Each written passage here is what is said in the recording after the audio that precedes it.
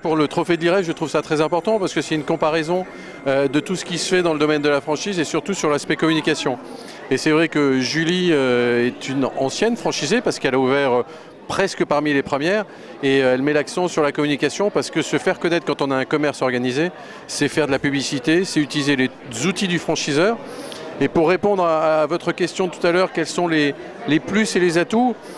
Outre le concept qui était basé sur la convivialité et un contrat passé avec un client de gage de qualité, c'est aussi de fournir aux franchisés des outils de communication qu'ils puissent utiliser, des outils de formation et de faire qu'on reste un franchiseur à taille humaine avec une expertise au sein de la franchise. L'expertise par des formateurs qui sont des professionnels de l'immobilier, par mon assistante et ma responsable marketing qui soit une professionnelle du marketing et tout ça pour qu'au final, un franchisé et en l'occurrence une franchisée, car de plus en plus on parle de la parité, soit récompensé par le trophée de l'IREF. On est présent sur Paris, Lyon et Marseille en termes de bureaux et de centres pour la franchise.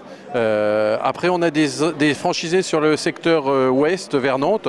Donc l'objectif, c'est de développer toute la partie qui est limitrophe aux franchisés existants. En l'occurrence, le trophée de l'IREF arrive à propos parce que Julie vient de reprendre une deuxième agence début octobre. Donc le trophée plus la nouvelle agence, à mon avis, ça ne peut être que gage de succès dans l'avenir du paysage immobilier d'Élise Avenue dans le secteur de l'Avignonnais. Tout ce qui est communication et développement s'adapte au marché parce qu'on s'aperçoit que depuis la franchise a été créée fin 2005 et lancement officiel en 2006 et le paysage de l'immobilier a énormément changé.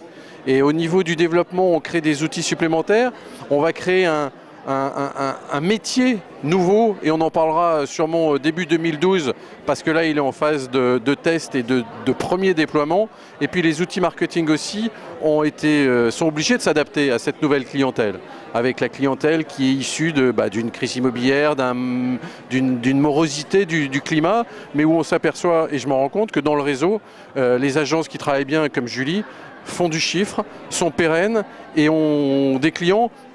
Un exemple, connaissez-vous beaucoup d'agences qui ont 1200 amis sur Facebook? Eh bien, Julie en fait partie, donc ça signifie qu'elle fait très bien son métier. Pour ma part, j'étais jeune arrivée sur le marché du travail, donc j'ai commencé mon arrivée sur le marché du travail par la création d'entreprise à 24 ans. Donc je pense qu'il n'y a pas de profil idéal, il y a juste de la motivation, de l'énergie et du dynamisme. Et Julie a très bien résumé ça. C'est surtout avoir envie de se mettre à son compte, être enthousiaste et être au service de ses clients. Elle l'a très très bien dit.